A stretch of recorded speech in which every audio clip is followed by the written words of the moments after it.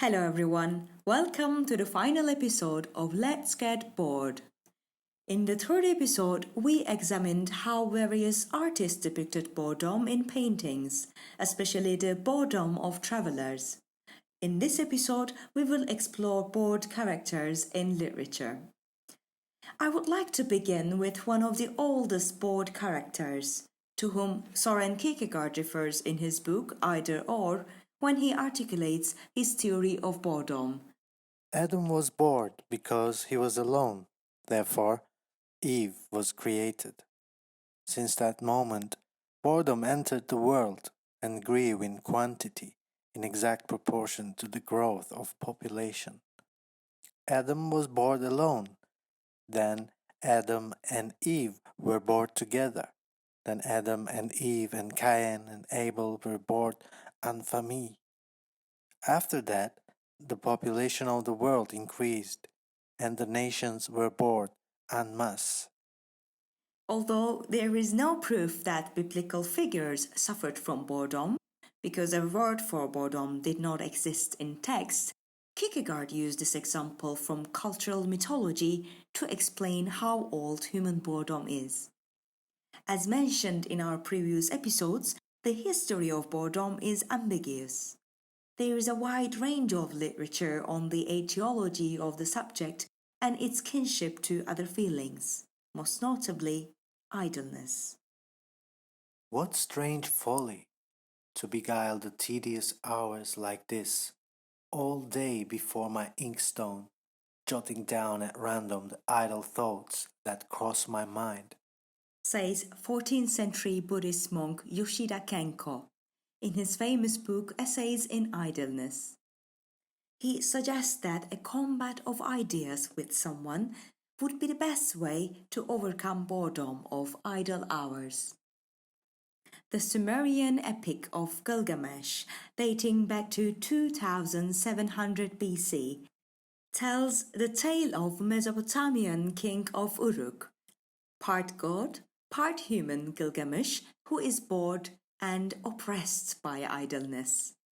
The premise of the tale is boredom. When Gilgamesh gets bored, he starts to mistreat the people of Uruk.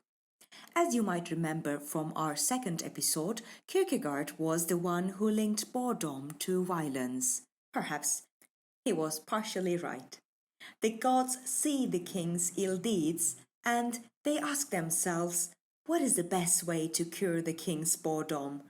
The answer is travel, of course. So they decide to send the king away to challenge him with an adventure, give him a sense of purpose, and help him overcome boredom. For Swenden, the author of A Philosophy of Boredom, boredom occurs in times when we cannot do what we want to do or we have to do something we do not want to do. So lack of willpower is quintessential element of boredom. That is why, in this episode, I would like to divide the bored literary characters into two categories. The ones who are bored and act upon it, and the ones who are bored and do nothing about it. Gilgamesh surely belongs to the former category, as does the ancient god Zeus, whose boredom led him to create the human race. Fernando Pessoa defines boredom as to suffer without suffering, to want without desire, to think without reason.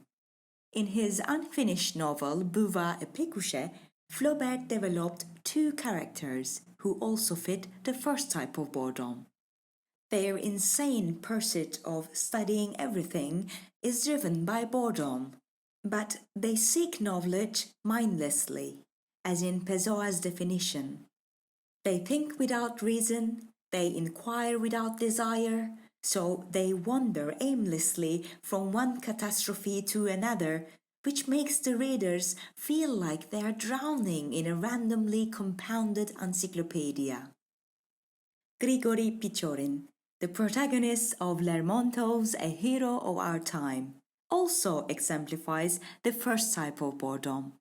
While Pichorin wanders on the outskirts of the society, his boredom makes him indulge in all possible pleasures and excitements, which creates his sense of fascination for and distraction of almost everyone around him. Gilgamesh, Zeus, Pichorin, Buva, and Pekushe all suffer from the first type of boredom. They all try to avoid or escape their own boredom. There is another character, the mother of all storytellers, as Eduardo Galeano calls her in his book Mirrors, who is trying to avoid someone else's boredom. For her, boredom literally entails death. I'm talking about Scheherazade, who stays alive by telling stories. In Camus' novel The Plague, the narrator Dr. Bernard Vieux claims, "The truth is that everyone is bored and devotes himself to cultivating habits." well, not exactly. I mean, everyone could be bored, but not everyone devotes himself to cultivating habits. The second type of bored characters, those who do not act upon their boredom, is more common in fiction. Interestingly, the second type is more popular amongst female protagonists, especially in the 19th century novel. These women, who are mostly portrayed by male authors, complain about their boredom as they continue to linger in it instead of taking action. Charles Dickens is often given credit for inventing the word boredom by adapting the verb to bore into a noun. In his 1852 novel Bleak House, Dickens wrote one of the most bored female characters in literature, Lady Dedlock of Bleak House. Lady Dedlock is often bored to death with everything. Bored to death with the weather, bored to death with the place they live, essentially bored to death by her own existence. Although Lady Dedlock's boredom would justify Dickens' invention of a new word, it is not true that Dickens invented boredom himself. There is evidence of the use of the word boredom way before then. We encountered the word in the August 8 issue of the Albion newspaper in 1829, 23 years before Dickens published Bleak House. However, perhaps we may assume that the word boredom became popular thanks to Bleak House, as the word appears in the book 6 times. Similarly, Yelena Andreevna cries out that she is dying from boredom and does not know what to do about it. The beautiful protagonist of Chekhov's 1898 play Uncle Vanya is the second type of bored. Sonia, her stepdaughter, who actually works, tells Yelena that there is plenty to do. She suggests helping running the estate, teaching, or taking care of the sick. But Yelena prefers doing nothing, but prolonging her state of boredom. Not only does Yelena's boredom point to the gloomy, depressing atmosphere of the country house, it depicts the idle life of a 19th century aristocrat's wife trapped in a monotonous marriage. Norwegian playwright Henrik Ibsen's play Hedda Gabler, which received its world premiere in 1891, portrays similar characteristics. Hedda Gabler is another female character from a 19th century drama who resides in Norway, not Russia, but whose boredom is the grounds for tragedy. In fact, the play is a tragedy of boredom. Hedda often confesses how mortally bored she is. Ellen Mortensen, a professor of comparative literature at the University of Bergen, claims that Hedda experiences the pain of existence sometimes as claustrophobia, sometimes as boredom and loathing. Neither Yelena nor Hedda act upon their boredom, so they get lost in the fog of it. Boredom is a challenging subject to write about, and it could be very dangerous for the novelist. Ludwig Tieck's little-known 18th century novel, William Lovell, is another instance of a novel describing boredom. It is often criticized for being dreadfully boring. Schlegel claims that William Lovell's description of sublime boredom at times shifts into communication of the thing itself.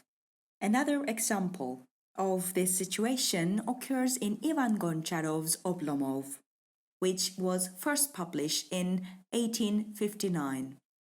Oblomov, the pioneer of the second type, is the embodiment of a superfluous man who lacks the willpower to make important decisions or take any crucial action. He is a man who lives his life on his sofa. In fact, in the first 50 pages of the book, he can barely move from his bed to sofa. The boredom of Oblomov, diffused in the book, soaks in the mood of the reader. As Barbara Hardy, the author of Forms of Feeling in Victorian Fiction, claims, the novel creates forms of feeling that are shared among writers, characters, and readers. Oblomov's boredom, page by page, makes the reader feel so bored that there comes a point when the reader feels too lethargic to turn the pages anymore. Oblomov is a flat, one-dimensional character, which might be the reason that the novel is boring. Goncharov himself believes that a writer should restrict himself to describing one dominant element of a character, says Milton, the author of Oblomov and his creator. Perhaps Oblomov, being written in the third person, is what keeps the reader distanced. However, Italian author Alberto Moravia, who published his book Boredom in 1960, employed a first-person narrative where the reader does not feel detached or bored by the boredom of the protagonist. Rather, the reader experiences boredom as if it were the most beautiful feeling in the world. Dino, the main character, a failed wealthy artist, describes his boredom delightfully. The book begins with a 20-page prologue in which Dino explains his personal history of boredom since childhood and the meaning of it. For many people, boredom is the opposite of amusement, and amusement means distraction, forgetfulness. For me, boredom is not the opposite of amusement. I might even go so far as to say that in certain of its aspects, it actually resembles amusement, inasmuch as it gives rise to distraction and forgetfulness, even if of a very special type. In Moravia's boredom, the nature of this feeling, that desperateness of being entrapped in the moment, the feeling of emptiness, alienation, idleness, void, confinement, repetition, is told in the least boring way possible. Until he meets Cecilia, Dino behaves like the second type of bored character. Unlike the flat Oblomov, Dino is a round character, for when he falls in love with Cecilia, his obsession makes him put forth some effort for her love, and thus he becomes more stimulated in life. The book itself is a eulogy for boredom. Dino's definition of boredom and the metaphors he uses make the reader relish this unpleasant feeling. Dino says, Boredom for me was like a kind of fog in which my thought was constantly losing its way, catching glimpses only at intervals of some detail of reality, like a person in a thick mist who catches a glimpse now of the corner of a house, now of the figure of a passer-by, now of some other object, but only for an instant, before they vanish. it is worth noting that most of the bored characters' boredom is linked to their wealthy lifestyle. Dino directly associates his boredom with his mother's villa and extravagant lifestyle. In Flaubert's Madame Bovary, George Eliot's Middlemarch, and Henry James' Portrait of a Lady, boredom is constantly used as a device to demonstrate and criticize bourgeois lifestyle. Lastly, I would like to address boredom as a recurring theme in literature.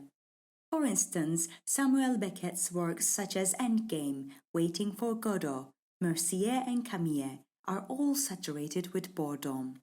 Swanden says Beckett could be the first person who achieved a portrayal of the absence that boredom conveys.